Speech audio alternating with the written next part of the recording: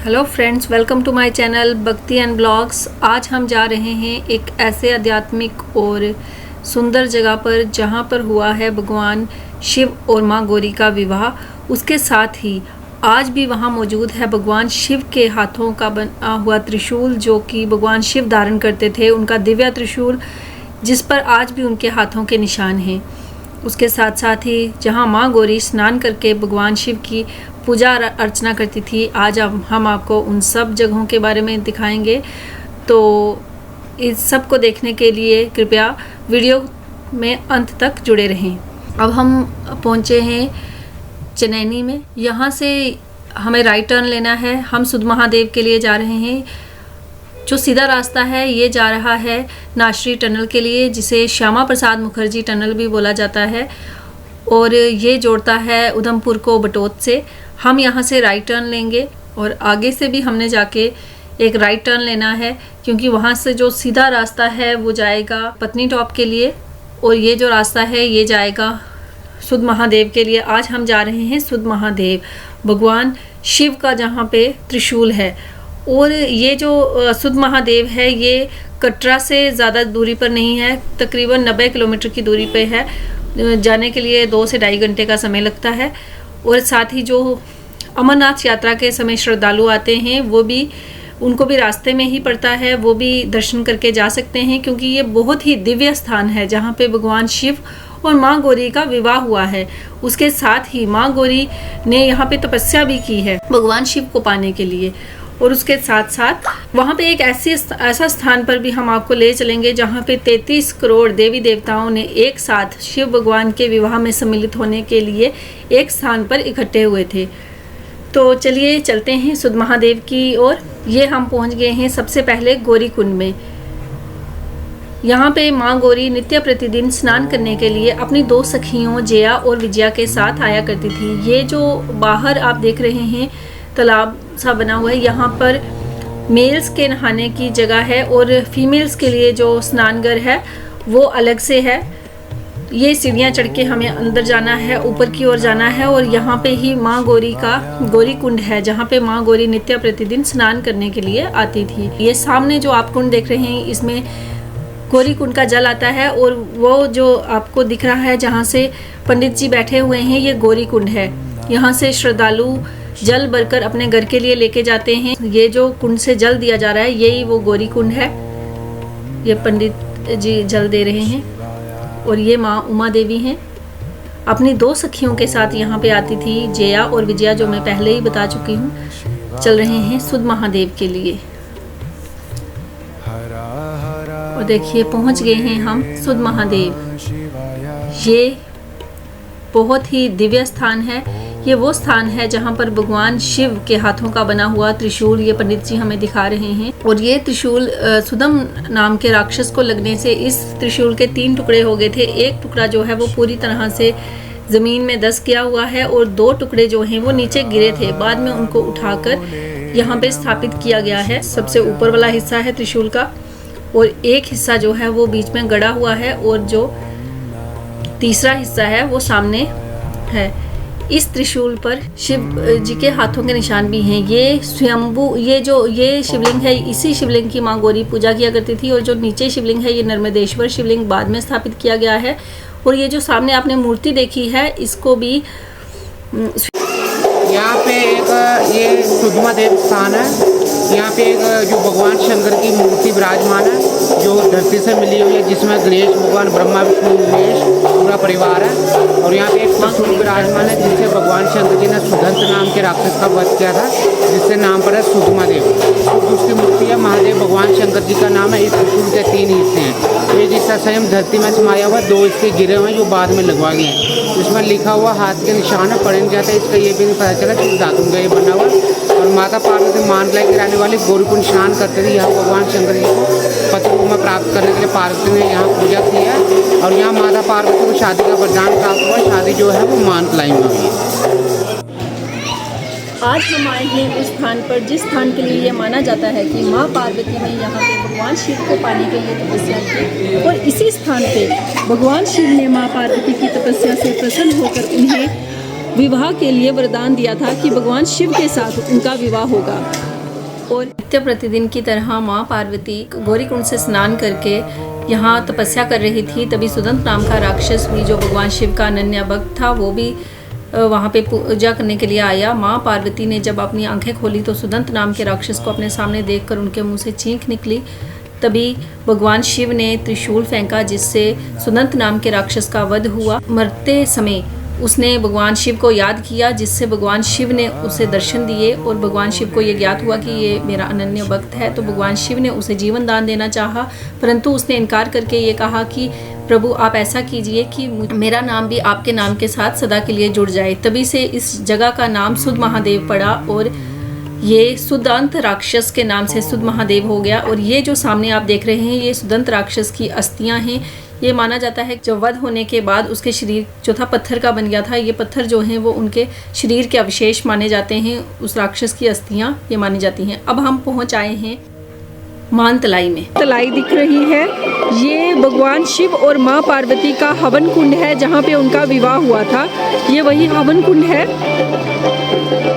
और ऐसी लोग आज इसको पवित्र तलाई के नाम से जानते हैं। और वो लिखा हुआ है, ये हवन कुंड जो है ये है, यहाँ पे लोग अब स्नान करते हैं। और ये सामने शिव और पार्वती का ये जो है विवाह स्थल, ये देखिए ये लिखा भी हुआ है। यही जो कुंड है, यहाँ पे हवन कुंड तब बनाया गया था और यहाँ पे माँ पार्वती और भगवान शिव का विवाह हुआ था।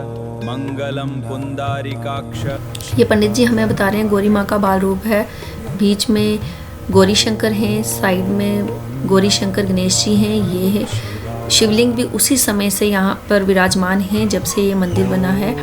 और उसके साथ साथ ये जो काला पत्थर आप साइड में देख रहे हैं, ये उस समय का पाव का पत्थर है, 250 ग्राम, जो कि आज 100 किलो से भी ज़्यादा का होगा।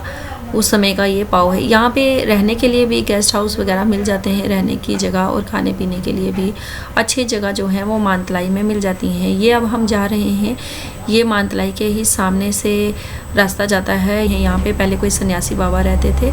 अभी यहाँ पे ये व्यूज़ आप यहाँ के देख सकते हैं। बहुत डेवलपमेंट यहाँ पे हो चल रही है काम, और बहुत ही अच्छे व्यूज़ जो हैं वो यहाँ पे देखने को मिलते हैं।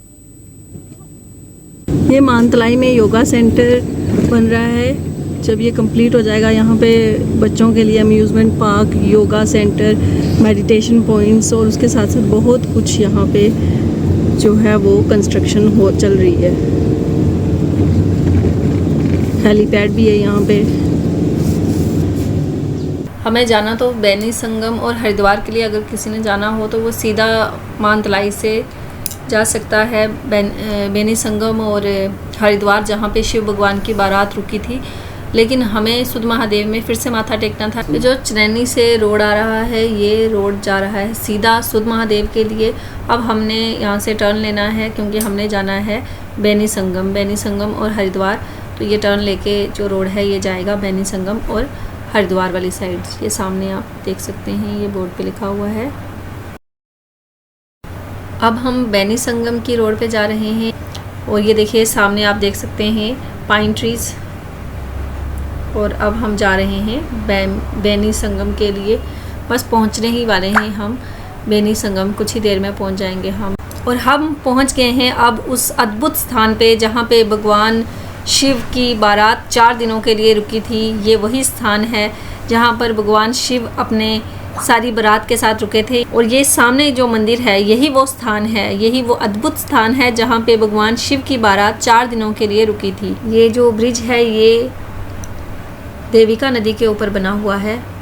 ये देखिए अंदर से ये शिवलिंग उसी समय के हैं।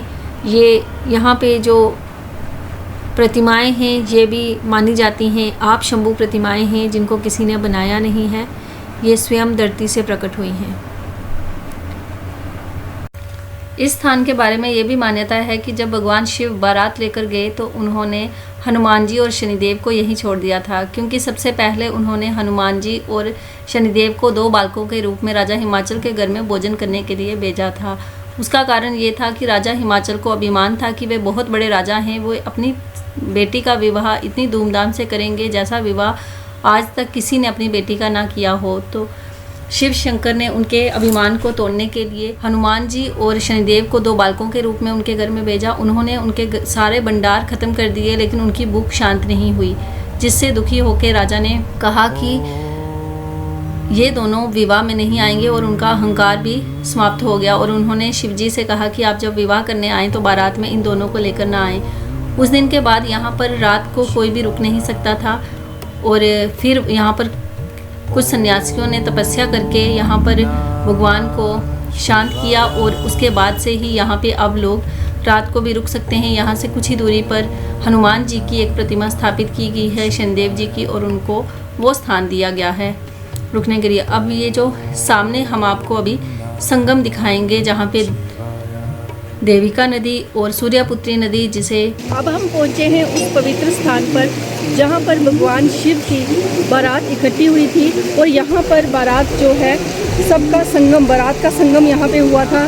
सभी ऋषि मुनि देव नाग सब यहाँ पे इकट्ठे हुए थे। ये सामने वो स्थान है जहाँ पे सभी का संगम हुआ था। विष्णु जी विष्णु लोक से आए थे, ब्रह्मा जी ब्रह्मा लोक से आए थे, नाग जो है पाताल लोक से आए थे, और इसी तरह से सभी देवगण ऋषिगण अपने अपने लोकों से आकर यहाँ पर इकट्ठे हुए थे। और यहाँ से जो बारात थी, फिर उस बारात का प्रस्थान मानतलाई के लिए हुआ था। और यहाँ पे 2 नदियाँ जो हैं उनका संगम भी होता है।